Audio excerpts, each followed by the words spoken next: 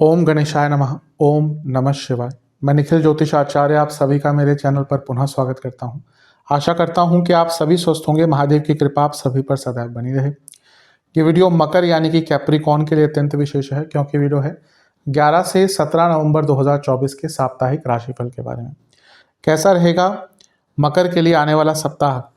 जो मेरा साप्ताहिक राशिफल होता है वो प्रमुखतः चंद्रमा और उनकी गति पर आधारित होता है। चंद्रमा एक ऐसे ग्रह हैं जो बहुत तेज भागते हैं, 2.25 से 2.5 दिन में राशि बदल लेते हैं। तो स्वाभाविक है कि पूरा हफ्ता जो कि 7 दिन का होता है उसमें कई बार राशि बदलेंगे। चंद्रमा मन के कारक होते हैं। वेद क्या कहते हैं? चंद्रमा मनसो जाता है, यानी कि मन पर प्रभाव होता है चंद्रमा का। इसी कारण से डे टू डे एक्टिविटीज पर भी प्रभाव होता है चंद्रमा का, क्योंकि वो जिस भी भाव में जाते हैं ना उसको बहुत एक्टिवेट कर देते हैं। जिस ग्रह के साथ संबंध बनाते हैं उसको एक्टिवेट कर देते हैं। इसी कारण से साप्ताहिक राशिफल की विशेषता भी बढ़ जाती है। किस प्रकार से आने वाले सप्ताह को थोड़ा प्लान आउट करें अपने जीवन में, क्या संभावितः अच्छा हो सकता है, क्या संभावितः बुरा हो सकता है, इस चीज़ को समझें। इन सब के लिए साप्ताहिक राशिफल विशेष होता है। यदि आपकी लग्न राशि या चंद्र राशि मकर है, दोनों ही गाइडेंस के लिए इस राशिफल को देख सकते हैं। जहाँ से आपको ज़्यादा रिलेट करता है वहाँ से इसको ऑब्जर्व कीजिए। व्यक्तिगत तौर पर मेरा मानना है कि लग्न राशि से देखेंगे तो अच्छा है। इनकेस आपको नहीं पता लग्न राशि, तो चंद्र राशि से देख सकते हैं। शुरू करते हैं। चंद्रमा आपके तीसरे भाव में आ जाएंगे, यानी कि मीन में। ये होगा 11 नवंबर की रात को, और 14 नवंबर सुबह के 4 बजे तक यहीं पर रहेंगे। चंद्रमा का तीसरे भाव में आना मिश्रित प्रभाव ही देता है। वैसे अच्छा ही होता है। मिश्रित इसलिए मैंने कहा क्योंकि यहाँ पर चंद्रमा राहु के साथ है तो ग्रहण दोष भी लग जाता है। अकेले राहु अच्छे प्रभाव देते हैं तीसरे घर में, अकेले चंद्रमा भी अच्छा प्रभाव देते हैं, लेकिन इनका योग कभी कभी थोड़ा सा कष्ट दे सकता है। उस पर आएंगे हम। सबसे पहले तीसरे घर में आए हैं, यानी कि जीवन आगे बढ़ेगा। कुछ रुकावटें आ रही थी वो दूर होंगी, जीवन को एक गति प्रदान होगी। सप्तम के स्वामी है, अपने से नवम में है, यानी कि बिजनेस में आगे बढ़ने के मौके मिलेंगे और एक नई पहचान भी बन सकती है, थोड़ा सा पॉपुलैरिटी भी मिल सकती है।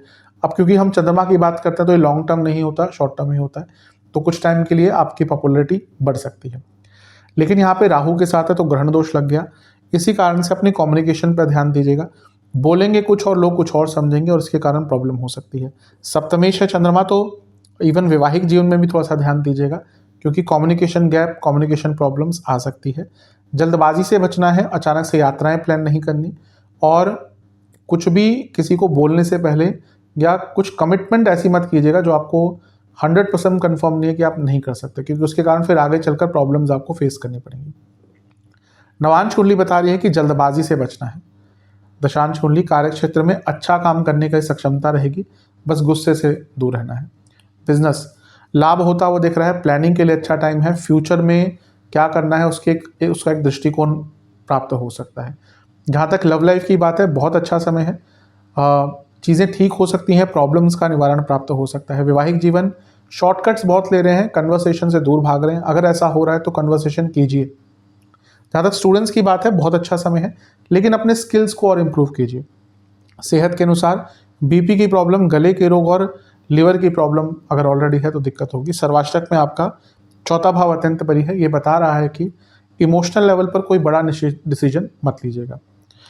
14 नवंबर चंद्रमा आपके चौथे भाव में आ जाएंगे, यानी कि मेष में, और 16 नवंबर सुबह के 4 बजे तक यहीं पर रहेंगे। यहाँ पे सुबह 4 बजे ही आएंगे। चंद्रमा का चौथे भाव में आना मिश्रित ही प्रभाव देता है। सप्तम के स्वामी है तो केंद्र राजयोग बना रहे हैं, क्योंकि केंद्र के स्वामी केंद्र में है। यहाँ पर एक परिवर्तन योग भी बन रहा है, क्योंकि चौथे घर के स्वामी यानी कि मंगल चंद्रमा की राशि में है, कर्क में, और चंद्रमा मंगल की राशि में है। ये परिवर्तन योग भी बनता है। एक प्रकार से अच्छा है। कोई प्रॉपर्टी का काम अटक रहा था, प्रॉपर्टी पे कंस्ट्रक्शन शुरू करानी थी, कोई प्रॉपर्टी बेचनी थी, प्रॉपर्टी खरीदनी थी, इन सारी ही चीज़ों के लिए समय बहुत अच्छा है। सूर्य का प्रभाव है, ये पूर्णिमा योग बना रहा है। अब प्रॉपर्टी के लिए अच्छा है। इवन यहाँ पे थोड़े बहुत प्रमोशन के योग भी आपके बन रहे हैं, अगर वो ऑफिस में प्रक्रिया चल रही है तो। लेकिन अदरवाइज मानसिक दृष्टिकोण से कष्टकारी समय रहेगा। अष्टमेश के स्वामी सूर्य देख रहे हैं। ये घर में कलह कलेश का योग बनाते हैं। मानसिक रूप से परेशान रहेंगे, चिंताग्रस्त रहेंगे, इमोशनली बहुत वल्नरेबल रहेंगे। यहाँ पे गलत लोग आपका फ़ायदा उठा सकते हैं, गलत लोगों की बातों में आ सकते हैं आप। तो थोड़ा सा अपने मानसिक सेहत पर ध्यान देना है, किसी पर विश्वास नहीं करना। ये कारको भावनाशय जो दोष होता है ये माता जी की सेहत के लिए भी अच्छा नहीं होता। तो माता जी की सेहत का भी ध्यान देना, और घर में बिल्कुल बहस से आपको बचना है। जहाँ पे भी लगे कि बहस होने वाली है, दूर हो जाइए, उस सिचुएशन को सॉल्व कर लीजिए। शनि का प्रभाव भी है, और शनि आपके लग्नेश और अब मार्गी होने वाले हैं, तो प्रॉब्लम से निकलने का मौका भी इस हफ्ते आपको देंगे। जब ग्रह वक्री से मार्गी हो रहा होता है ना, तो वो बहुत एक ट्रांजिशन फेज में होता है। तो यहाँ पे चंद्रमा पर उनका प्रभाव आपके पूरे दृष्टिकोण को बदलता हुआ दिख रहा है। नवांश कुंडली बता रही है कि अपने इमोशनल लाइफ पर कंट्रोल पाना पड़ेगा। दशांश कुंडली कार्य क्षेत्र में बहस बहुत हो सकती है लोगों से। बिजनेस में अच्छा टाइम है, नया काम मिलेगा, पैसा भी आएगा। लव लाइफ, कोई जजमेंटल कमेंट्स मत पास कीजिएगा, बुरा प्रभाव होगा। वैवाहिक जीवन, चीज़ों को ठीक करने का एक अवसर प्राप्त होगा। स्टूडेंट्स की जहाँ तक बात है, आपको अपने कम्युनिकेशन पर काम यहाँ पे करना पड़ेगा। अपने जीवन को ऑर्गेनाइज करने के लिए बहुत अच्छा टाइम है। सेहत की जहाँ तक बात है, हड्डियों के रोग, कफ रोग, छाती के रोग तंग करेंगे। सर्वाष्टक में आपका भाग्य स्थान बली है, तो बता रहा है कि भाग्य का संपूर्ण साथ मिलेगा। 16 नवंबर सुबह के 4 बजे चंद्रमा आ जाएंगे आपके पंचम भाव में, यानी कि वृषभ में, और सप्ताह के अंत तक यहीं पर रहेंगे। इसी दिन सूर्य का भी गोचर हो जाएगा, और वो भी आपके 11वें भाव में आ जाएंगे, और ये फिर से पूर्णिमा योग बन जाएगा। कैसे? क्योंकि सूर्य की पूरी किरणें फिर से चंद्रमा पर पड़ रही हैं। ये पूर्णिमा तिथि नहीं होती, पूर्णिमा योग होता है, जो ज्योतिषीय योग होता है। जब भी सूर्य और चंद्रमा समसप्तक होते हैं तो सूर्य की पूरी किरणें पड़ती हैं, और वो पूर्णिमा योग होता है। अब यहाँ पे चंद्रमा की स्थिति थोड़ी सी बेटर हुई है। क्यों? क्योंकि वो केंद्र के स्वामी है, तो त्रिकोण में गए और राजयोग बनाया, केंद्र त्रिकोण राजयोग। ये लक्ष्मी योग होता है। यहाँ पे उच्च के हो गए चंद्रमा, तो ये और भी अच्छा है। सूर्य की दृष्टि भी है, जो 8वें घर के स्वामी है, यानी कि अचानक से धन प्राप्ति होगी। बुध की दृष्टि भी है, जो भाग्य स्थान के स्वामी है। तो ये हफ्ते का अंतिम भाग आपके लिए बहुत विशेष रहेगा।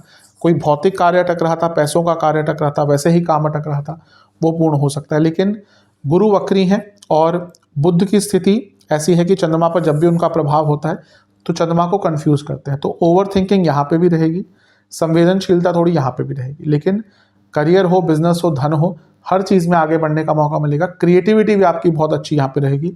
गजकेसरी योग बन रहा है, यानी कि अपनी बौद्धिक क्षमता से प्रॉब्लम्स को आराम से सॉल्व कर लेंगे।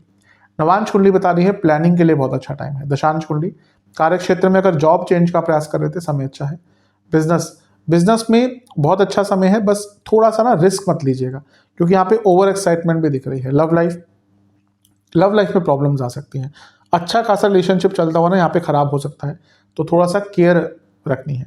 वैवाहिक जीवन, पैसों की बातचीत पर बहस होती हुई दिख रही है, तो मनी मैटर्स को सॉल्व करिए, डिस्कस कीजिए।